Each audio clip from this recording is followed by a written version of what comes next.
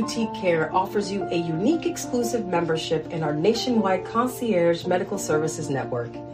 Hi everyone, I'm Dr. Judine Bontemps-Hill. I'm double board certified in family and obesity medicine. We pair exclusive personalized care with accessibility and convenience. A better way for you to receive immediate quality medical care. Whether at our main Orlando, Florida office, traveling across the U.S. or visiting the States, we bring you the best medical care without waiting for an appointment. Become a member today by calling 407-234-5282 or visit us online at jdhmeg1.com. JBH Boutique Care is proud to sponsor Sounds of the Diaspora, music and conversations with artists, and host Dion Parson every Tuesday, 7 p.m. Eastern Standard Time, right here on Source TV Radio Network, WTSN, Washington, D.C.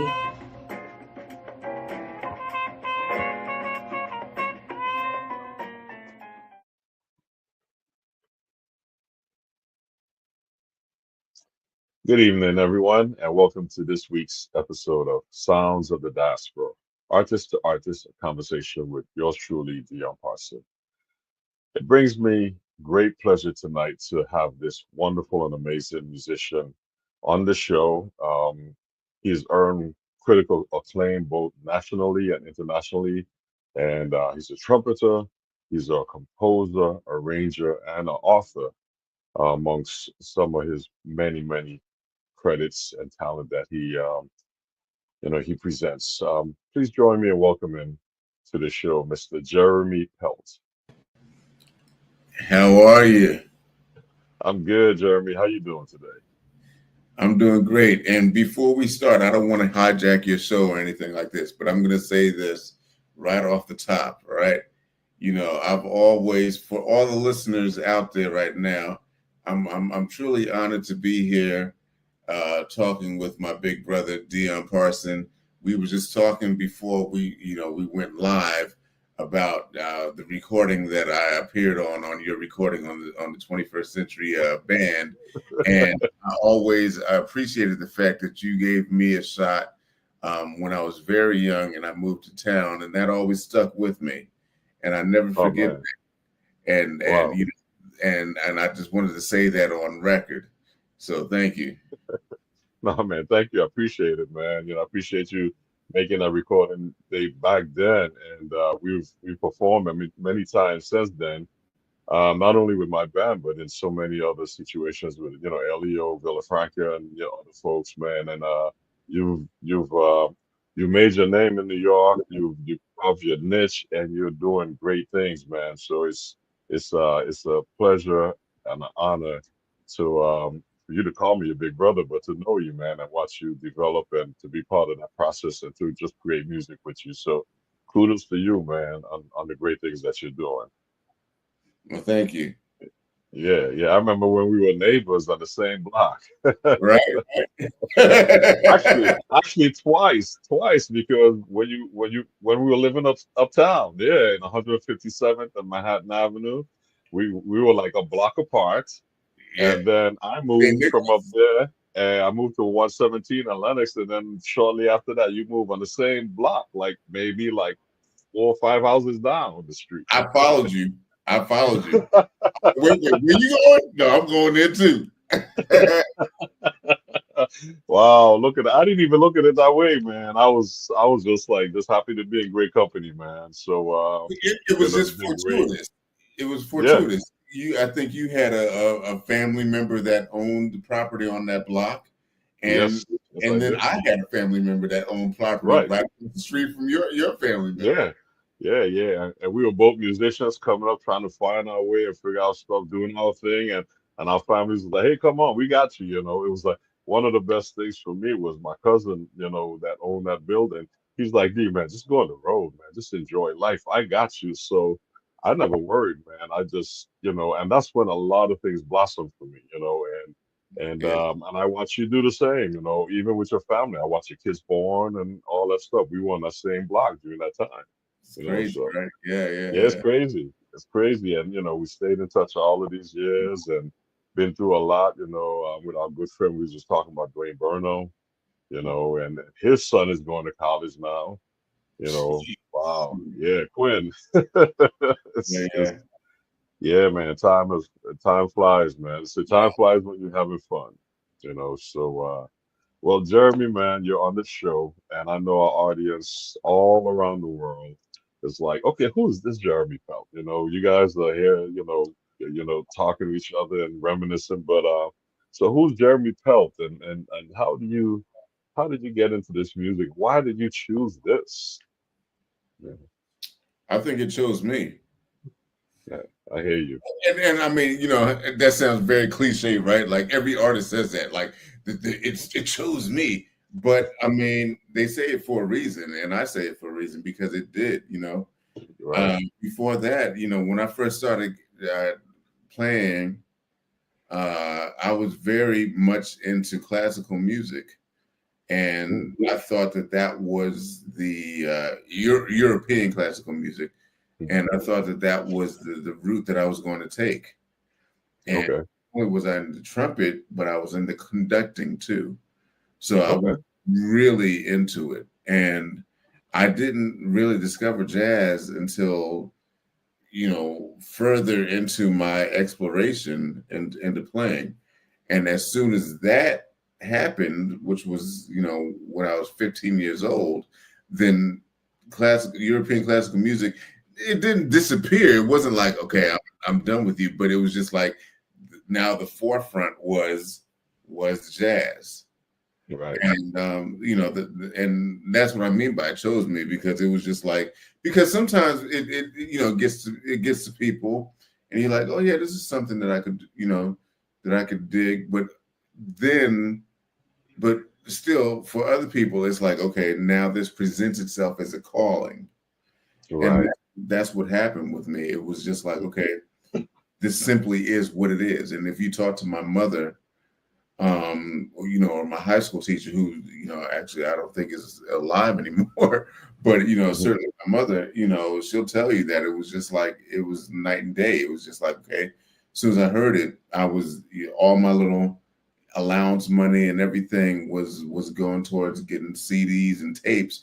And she had a bunch of friends that was into jazz, and they heard that I got into jazz, and they started giving me CDs from their collection. My aunt, her older sister, June Kim, was huge. My mother had two older sisters, June and Audrey, and they were both huge into jazz, and they were on the scene since the 50s. Okay. But especially my Aunt June was like very much like, she was the aunt that was not only into like, the classics, but she was into all the younger cats too. So she was giving me to like Roy Hargrove and Terrence and all the cats, and sending me like newspaper clip, sending newspaper clippers. That it's funny to even talk about that in 2024, right? But right. Before internet, you put it clippings in the mail, and all these clippings from like, Downbeat and Jet magazine and everything. So I mean that was very influential for me. Yeah, and that's beautiful, man. You mentioned CDs and tapes, but I know one of your biggest passions, and I've witnessed it myself, and I've seen you, post it, is that you're avid, in-depth, passionate record collector. Yeah. Well, I've always been into that. But it's one of those things. It's like, if you follow me on Instagram, which is Jeremy Pelt the Griot, you'll see now that I treasure my record collection. And so I was always collecting CDs and tapes, because that was the major thing back when I was in my formative years. And because everybody had been getting rid of vinyls, if you can imagine, at that point, everybody's like, okay, let me get rid of these things. They were getting rid of it, and only the smart ones really kept them. And when I first moved to, and actually, I should say this, before I moved to New York. I did have a little record player in Boston when I was in college, and there was a record store called Looney Tunes that was that I would go and get records from, and I didn't know what I was getting. I would just pick up records. So I moved to town with a little record collection. Okay. I didn't think nothing of it because CDs was the dominant thing, and tapes. This is even before MP3s, right? And then I would go over, I quickly made friends with Peter Washington, who's one of my dearest friends, and Billy Drummond and all those cats who are huge audiophiles. And I would go over to Peter's house because he lived closest to me, and he'd be like, all right, sit right here. He was like a huge audio. He would sit in this seat right here in this spot. And he had his speakers and his system, and he would blast it. And it would be like you could hear everything, right? And, wow. And I'm like, wow. But at the same time, I'm like, okay, that's cool. Because I'm not thinking in terms of, from a sonic thing. I was always a very voracious listener, and that included everything that I was, everything that I was listening to, I listened to very closely and very meticulously. So I was always very good at listening. But I would listen to him, and he was like, yeah, man, you got to get you one of these sound systems. And at that point, I was like, listen, man, I ain't got no money I don't even know if I'm make next month. And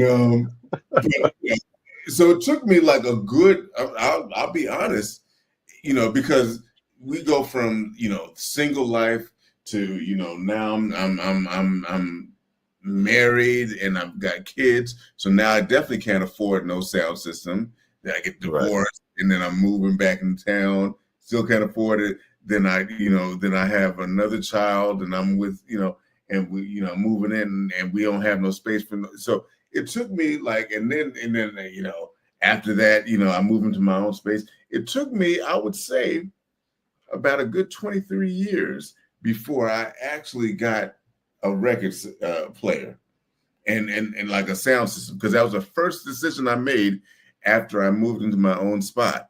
After 20 years I was like, you know what? I'm going to do it now. And I did it. And it just grew. And if you follow it, like I said, if you follow my Instagram account, you could see where like there was like my little, I just moved into my apartment. I have this little, cubby where there's like 3 records that I got off Amazon, like Kinda Blue and Giant Steps and Blue Train, right? You know what I mean? Three LPs. And now you look at it now and it's like, the article that I did on the New York Times, that's not even the whole record collection. Now I've got over 1,600. Yeah. I mean, that's what it is. It's like you collect where you can. You travel. I remember going to Japan, and day off, you travel to the record spot that everybody's talking about. And you grab stuff. But over there, they really like CDs, but yeah, developing your own record collection that's huge these days, man. Yeah. I'm glad I kept, man. A friend of mine was leaving college, and he gave me like about 75 records, and I took him. He was like, "Hey, man, you should have these because I know you're into music," and I wasn't really paying attention to it, but I kept them. And it wasn't until like my son was born that I actually kind of like, because I'm home and I'm like going through them and I got a record player and I was like, wow. And there were some gems, man, like Freddie Hubbard, some Earl Clues, some Miles, some Dexter, some Wayne, like stuff that, it was the right stuff. Right. So, look, like a couple months ago, I'm gonna tell you something that's funny. Is a couple months ago, I was on the road someplace. I was in Europe. And it was in the spring. And Warren Wolf, the great vibraphone player, he has he's not into LPs. And, I get it, not everybody's into LPs. But he had gotten an email from somebody that he knew that had sent out a mass email. Now, I didn't know this person, but Warren knew me well enough to know that I like LPs. So he forwarded it to me. and it was this dude, older gentleman who was a musician down in, I don't even know where he probably was, forgot where he was. It was about a 3-hour drive away from New York, so it wasn't in Baltimore. But he said, "Yeah, I'm getting rid of my record collection, and I have," he said, like 2,000 records that I'm going to give away. Give away. I'm just giving them away. I just want them to go to a good house. So if you know anybody, if you want it or anything, just contact me. And so Warren forwarded it to me, and I think I'm like in London somewhere, and I was like, I don't even know this dude. I'm like I will take those. And he got back. I was the first person. And so me and my man, Brandon Sanders, is a drummer out here in New York. You know, he's in the LPs too. So I said, okay, the only way that I could, get the ride down there is because he's got. So I said, all right, we're gonna go down there and we'll split these records. You know? So that's what happened. So I got a good, most of them were good. Some of them were like, okay, I don't really need this, but there was some real gems in there, and so I benefited from that. Yeah, that's great. That's great. Well, man, we could keep talking about LPs all day, man. But I want our audience to have a understanding about who you've played with. I know you've been hailed by Downbeat and written up in so many magazines and stuff for your performances and your compositions and your recordings. So you've made a name for yourself out there. We're playing with a number of folks. Besides you being a leader, because we're going to get to that, just share with us some of the amazing folks that you've performed with. I've had the good fortune and pleasure to play with all my heroes. From back when I moved to New York, I felt like I had like the drummer gigs, which was great because drums and trumpet is a very special connection. Right. And so I started playing with Louis Hayes. Amongst them, there was Al Harewood. And then in Cliff Barbaro, and then in younger generations, there was of course Ralph Peterson. There was Louis Nash. There was yourself. So I'd gotten those together. Then a little bit later on, there were people like Cedar Walton, Ronnie Matthews, and I mean, it's just Frank Foster. I was in his big band. I remember meeting Frank. A great trumpet player named Derek Gardner was the one that hooked me up with Frank Foster. And he said, "Come down to Sweet Basil's, not even Sweet Rhythm, Sweet Basil's." Right, that was really back in the day. Yeah. He said, "Come and sit in with Frank Foster." So I went down there, and this was Frank was still playing, and he was still standing because you remember he had his a leg amputated, I think. But back then he was still playing those sets, and I got a chance to sit in the last set and then join. And he invited me to join the Loud Minority Big Band, and I recorded with that. And then there was the Mingus Band, of course, and then there was and then meeting people in there. I got a chance to play with John Hicks and Vincent Herring, and meeting Earl Gardner, great lead trumpet player. He hooked me up with the Village Vanguard Orchestra. So I got a chance to do all those, and there's many more. I'm just split, going off the top of my head right now. Yeah. But as far as making your rounds in New York, I mean, you did it the right way, because you made your rounds and got to perform with some of the greats. I mean, I don't know if you did this, but when I came to town, I got to New York in 1990, and I was advised, like, man, think about who your heroes are, make a list, and when you see them in town, go check them out. So I made a list of 100 musicians that my heroes over the maybe like my first 5-6 years in New York, and I basically got to play with about 85 of them, and those I didn't play with was because they weren't around anymore. you know. But I encourage, you know, a lot of guys say, man, how do you get on the scene? I said, man, make you a list, bro, and just go. Cats will come to town. I remember AT was playing. He had just moved back from France. He was playing at Fat Tuesday. I just went and helped him set up his drums, man. Introduced Mhm. myself, and you know, I did the same thing with Ralph, you know, Tane, all those cats. And you know, you gotta work your way in, and you know, you did it the right way. That's what I'm saying. Is like a lot of these young cats be like, "Here's my card. Call me when you need a trumpet player." You know, Right, right. It don't work like that. it don't work like that. It don't work like that, man. You know, you gotta go out there and you know, do the grunt work, man. And you get lucky, and people will start recommending you, and that's how it happens. And that's one of the things I'm so proud of with you, man. It's like, you know, from the time you came to town, man, people always had great things to say. One of the things I really, really respect about you is your dedication to the tradition, because you decided to pursue the traditional aspect of the music. You know, you're not. I don't call you the jazz police. I don't do that. You know, but what I love is that you know the history. You know the history. You listen to the recordings. You know who's on the recordings. You know when they were made.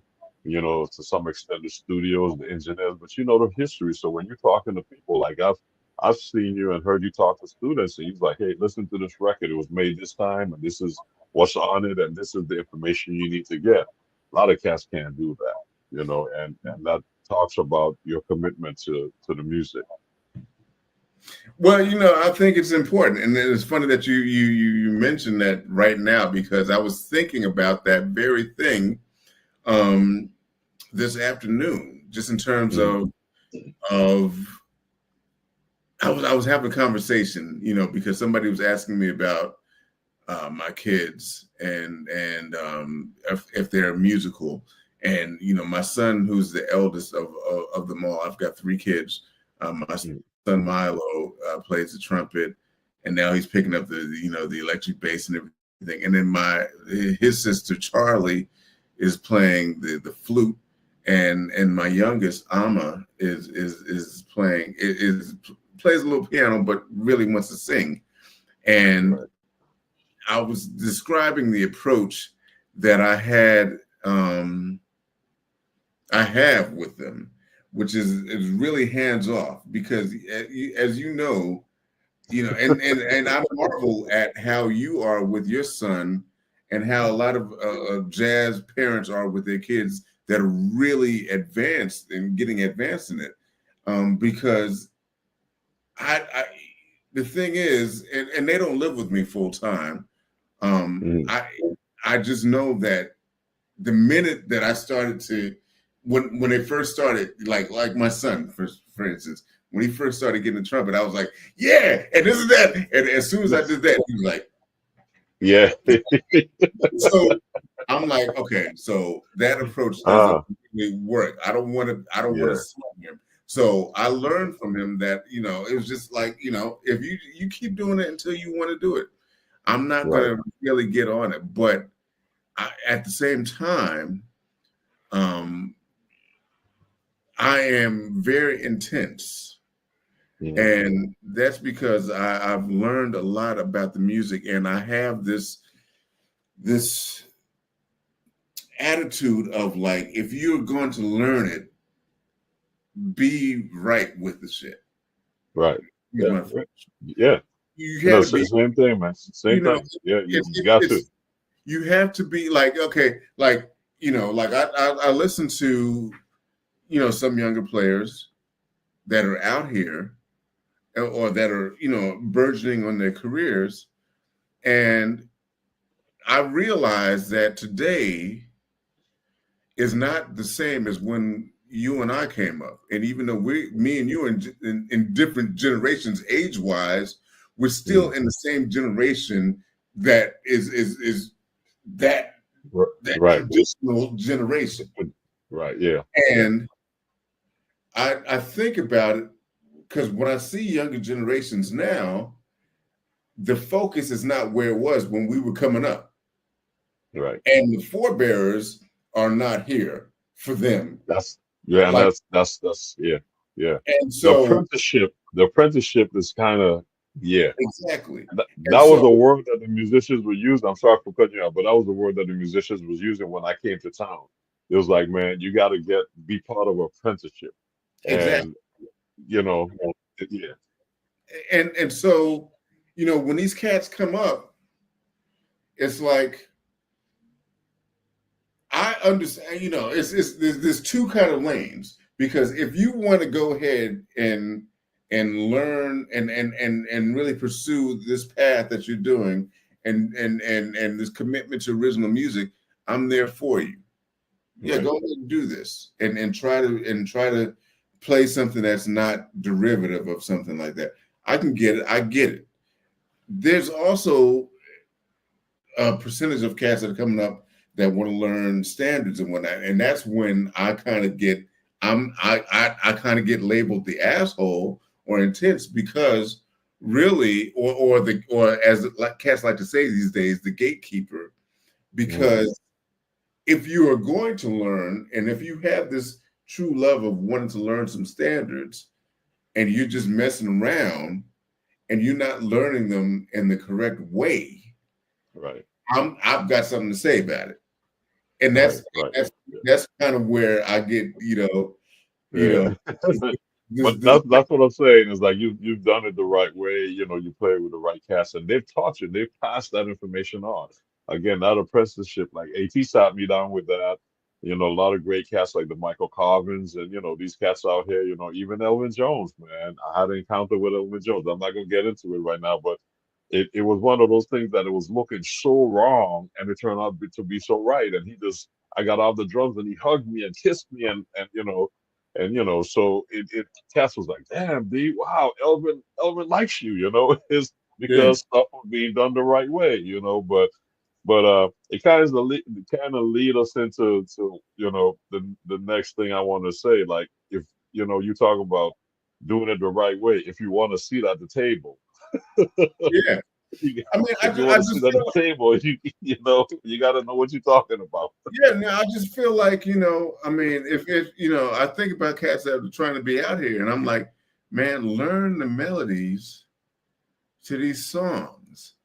You know what I mean? I feel like there is such a plain and this acceptance of mediocrity, right? Yeah. That it's like that becomes like the status. Now everybody's like, oh yeah, well, we're gonna do it like this because that's it. And it's just like, listen, man, you have to be thorough in your own search for what's going on if you really are about this. Right. Yeah. And you have to also be comfortable in understanding that even our heroes were doing some wrong shit. Mm-hmm. I started, I half jokingly started this thing on Instagram, every once in a while, where I go on and be like, okay, this is wrong. Like I did something like a couple months ago where I was talking about the song All of You and how everybody plays it the way that Miles plays it, and Miles basically played it wrong. And we're talking about Miles, so it's like, oh my God, you can't say that about Miles, but okay. Yes, I'm not saying that I'm as great as Miles, but I am saying that melody is in fact wrong the way he's playing. And you have to be comfortable in your search of saying, okay, yeah, he did play this wrong, because this is what the melody is right now, and this is how I'm going to play it. And then you start to listen to everybody else that was playing it around the same time that he recorded it, and they were playing it the right way. You know what I mean? Yeah. So it's got to be that kind of search, but people are not invested because they're just trying to get things out of the way so that they can get to their own shit. Right. And the saying that it's good enough for jazz. I've heard that so many times that I'll be like, man, we're gonna keep rehearsing this until we get it right. So yeah. But man, thank you for sharing that, man. And I really feel your passion, man, and I love it, man. And that's why who you are, and that's why you're here talking about what you're talking about. But you shared some of your music with us, and I mentioned, I kind of slipped out a little bit and shared, the title to the first track we want to play. But I've always been a big fan of your music. I remember when our good friend Dwayne Burner was alive.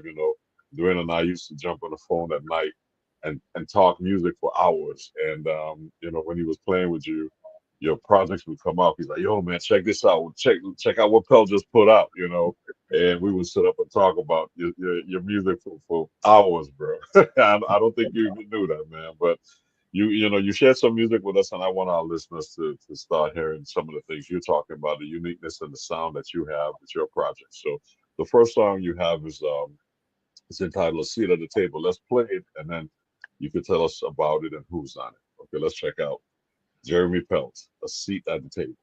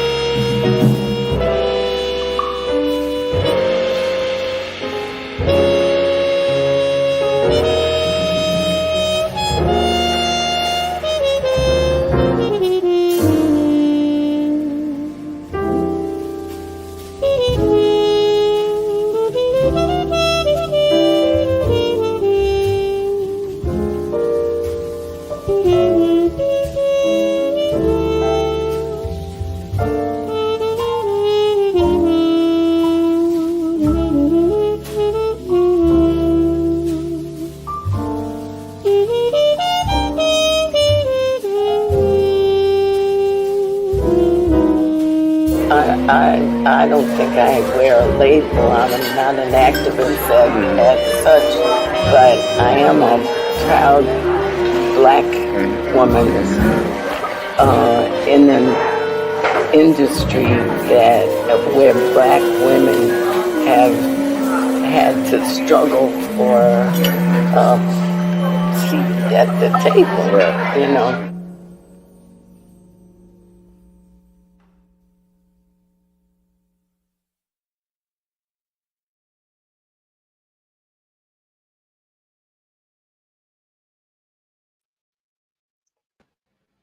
That was "A Seat at the Table." That's a moving piece, man. That's a moving piece. I know there's a story behind it. Well, so I came up with these books called Griot, and Griot is a West African. It comes from the West African tradition of traveling storytellers whose job it is to pass down the tradition. And the influence of the books came from Art Taylor's Notes and Tones. Okay. And Notes and Tones for your viewers is a book that was written by a great legendary jazz drummer named Art Taylor, and not so much written as these were interviews, musician to musician interviews that he recorded and transcribed. And they included a lot of his contemporaries, and his contemporaries in that case were people like Miles Davis and Dexter Gordon and a lot of those cats, those caliber of cats. Right. And so I decided to keep the tradition going, and I did it, but with not only my contemporaries, but also my elders. Mm-hmm. And it was also along the same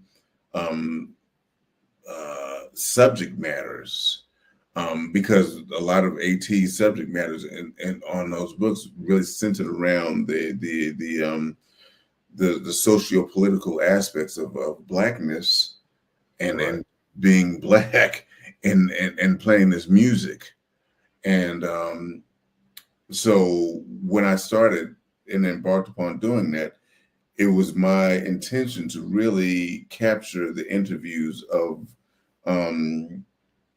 what I would call the soldiers of the music that didn't really get as much press as I feel like they should have. So this is even before I started incorporating my own generation. I was going after, like, specifically going after people like Paul West and Warren Smith and those and that cats that were around at the same time in parallel with all the people that we all talk about. And Hope was one person that I had met when I first came to New York. And you know, the thing that I loved about doing these interviews was that the fact that they all kind of had this preconceived notion that I was going to ask them about the people that they played with. You know, Bertha Hope was pretty much expecting me to sit over here and ask her about her at one point, her husband, Elmo Hope, right? But no, this isn't really about Elmo at all. This is about you. Right. And so that was so. And what I did, so I've got 4 volumes of the book now, and there's going to be more that can come out.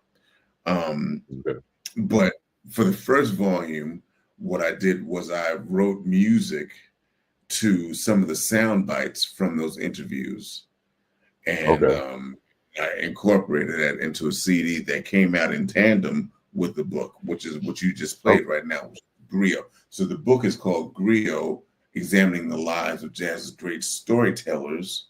The CD is called Griot, This Is Important, because it is. Even if I don't get a Grammy, even if nothing else, I don't care about that. This is important. And, it is important. Yeah. And so I wrote this music using, I was a film scoring major in college, and so their stories greatly, the sound bites greatly affected how I was hearing music, and what you heard at the end of that piece, which was written in influence of her interview, was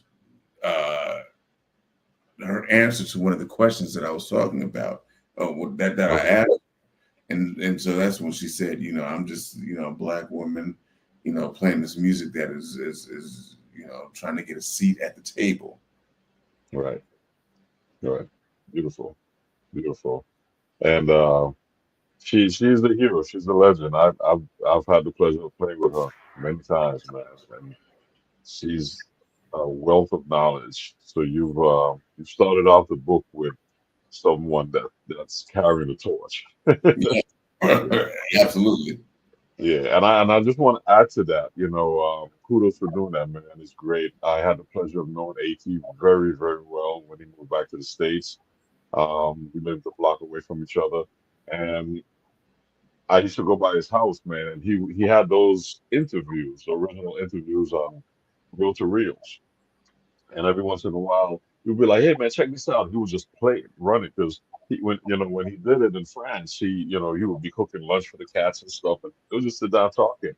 So and he's like, "Check out the book." I'm reading the stuff in the book, and then there's like another half an hour section of the tape that was edited out and stuff. So it was really great to hear the original of some of that, man. So yeah, so that's what I mentioned. This was my summer reading, as I was traveling, and I was just imagining the whole interview, and I'm reading this, man. So continue success on that, bro. I love it, man. I love it. Again, you're inspiring a lot of folks out here, not only as a performer, educator, composer, but you're also a historian documenting the history, which is important. And like you said, this is important. So great, man. Well, thank you. You're welcome. We're gonna continue with some more of the great music, and this one is entitled "Amma Is Here." Mm-hmm. So, yeah.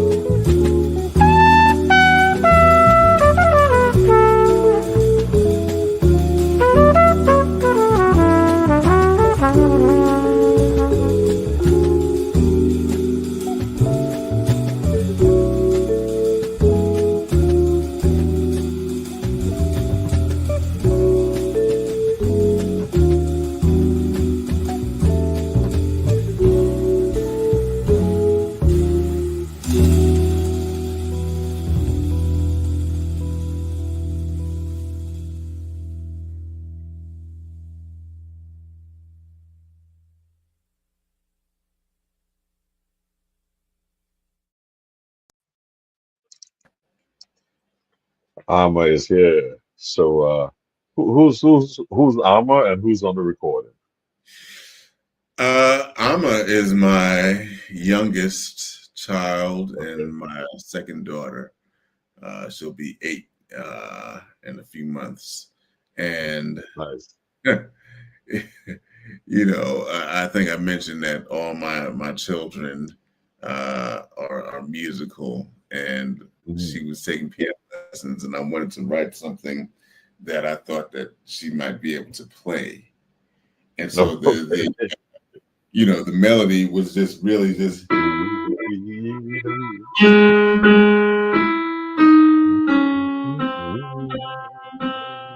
you know, and so I've made it as simple as possible. And yeah, I you know, I just love the song so much, and we love playing it. This is from my recording, my latest recording that came out earlier this year, entitled "Tomorrow's Another Day," and it's my young band of Jalen Baker on the vibraphone, Alex Wentz on the guitar, Leighton Harrell on the bass. Okay. And Alan Mednard on the drums. And Nice. We got that together, and we made this record, and it came out in March of this year. Okay. Very smooth, man. And our listener even said, love the smooth horn and the awesome arrangement. It's soothing, you know, it's just soothing, you know. So yeah, well, you know, that's what I'm trying to go for. You know, I'm just trying to make things, you know, that people gravitate towards, you know, after you know, more than one listening. They go back, let me put this back on, you know. check it out, yeah. And it works because I'm sitting there, you know, I got that hook at the end. I'm like, okay, you got me. It works. yeah. So bring a smile to Alma's face. That's So the funny thing is, you know, I think the youngest child is always the most judgmental and the hardest to please, right? And and so I was like, Alma, you know, I wrote this song for you. I want to see if you like it or not, you know. And we had just recorded it, and I sent it to her, and she gave me the thumbs up when she heard it. And you know, that just meant the world to me. And so now every place we go, all over Europe and every place, I say, all right, we're gonna play this song. And you know, sometimes, you know, some of these places live stream, and so I'll send the link to Alma so she can hear us, and then she'll call me like after the gig, like, Daddy, I just listened to it, you know. So it's great. Watch out, you got to write a song for all your kids. No, they all have songs. They all have songs. Okay, Yeah. All right. That's good. Beautiful. Well, man, you know, you're inspiring our audience, and I know they're enjoying your music. So we're gonna move right along. And the third song that you share with us is entitled "Be the Light." Let's check it out.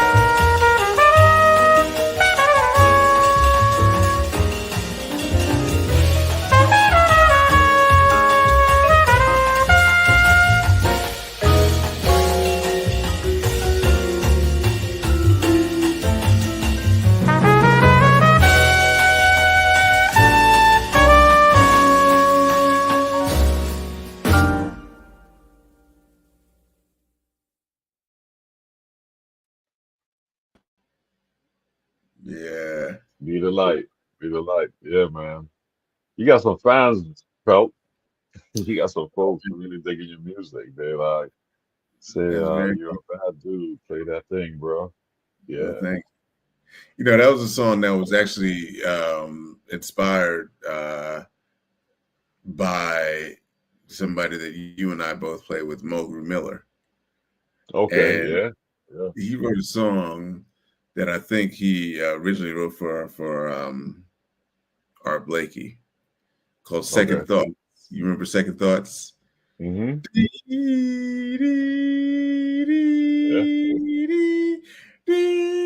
You know, and that melody was in my head, and so I was like, okay, you know, I'm always chasing other melodies.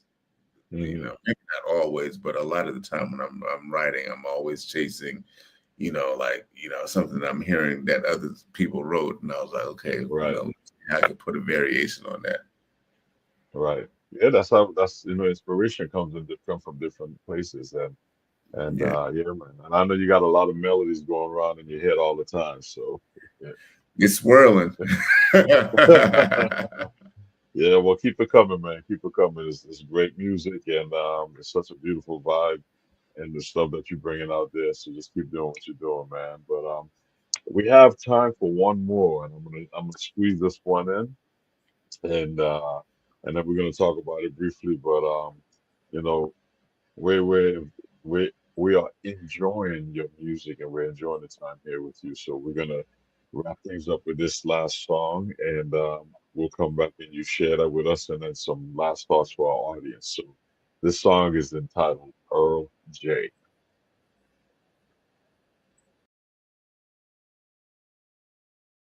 Thank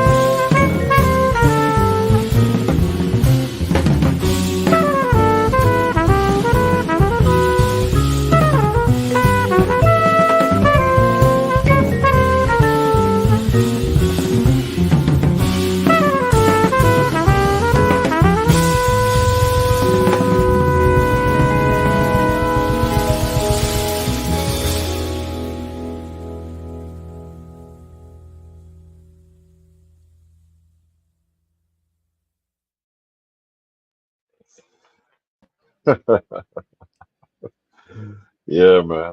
I don't know if you see that comment there. It just sounds like island jazz, man. Okay. Got some other stuff in there. Now, I think a lot of the polyrhythms and counter melodies, um, it's That's great. Alex Wentz Somebody's on asking guitar. who's on guitar. That's from the same record as Amma is here. So that's Alex Wentz on guitar, playing his Alex ass. Wentz from listening Yeah. audience. Yeah, yeah, man. Great sounds, bro. That's the newest CD that just came out. Continue success on all of your musical endeavors, on your teaching endeavors, and your Thank you. performances, on your great book, all the great things that you're doing. So continue success in that, man. I know we got to sign off, but how can our audience follow you? And where can they hear you? Well, Meta or Facebook has decided to suspend my account, so I don't know what the hell that's about. But you could, and it's not. I'm not posting nudes or anything like that. They just decided whatever. But you can follow me on Instagram. That's the easiest way.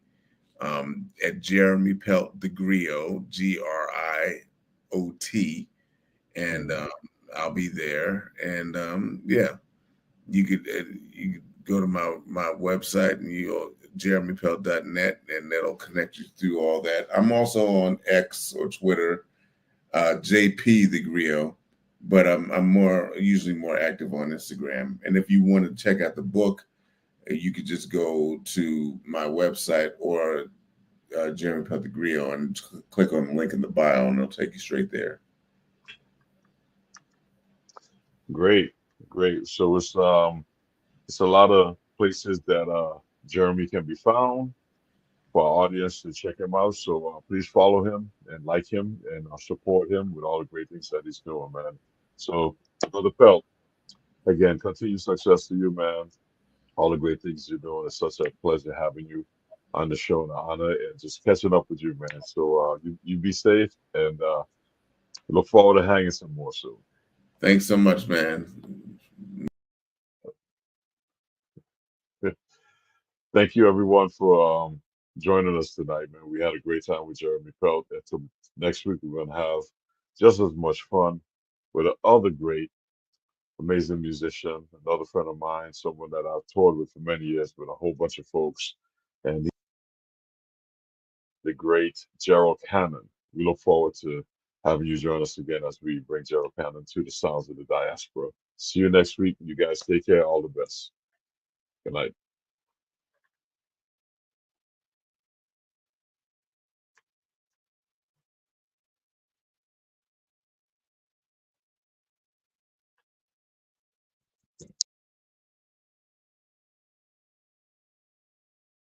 JBH Boutique Care offers you a unique exclusive membership in our nationwide concierge medical services network. Hi everyone, I'm Dr. Judine Bontemps-Hill. I'm double board certified in family and obesity medicine. We pair exclusive personalized care with accessibility and convenience. A better way for you to receive immediate quality medical care. Whether at our main Orlando, Florida office, traveling across the U.S. or visiting the States, we bring you the best medical care without waiting for an appointment. Become a member today by calling 407-234-5282 or visit us online at jbhmeg1.com. JBH Boutique Care is proud to sponsor Sounds of the Diaspora, music and conversations with artists, and host Dion Parson every Tuesday, 7 p.m. Eastern Standard Time, right here on Source TV Radio Network, WTSN, Washington, D.C.